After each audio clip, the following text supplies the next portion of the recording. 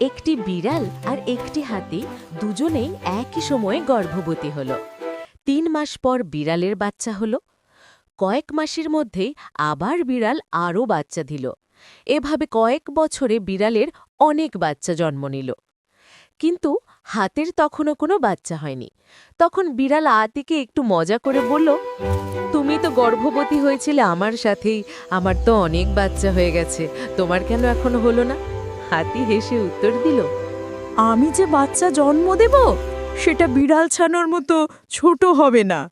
আমি যে সন্তান আনব সেটা হবে বিশাল, শক্তিশালী আর অনন্য। পৃথিবীতে যখন সে আসবে সবাই তাকিয়ে দেখবে, তাই আমার সময় বেশি লাগছে। সব মানুষের সাফল্যের সময় আলাদা। কেউ দ্রুত ফল পায়, কেউ দেরিতে। কিন্তু যার জন্য দেরি হয় তার ফল সাধারণত বড় হয়। তাই ধৈর্য ধরে নিজের পথে চলতে হবে।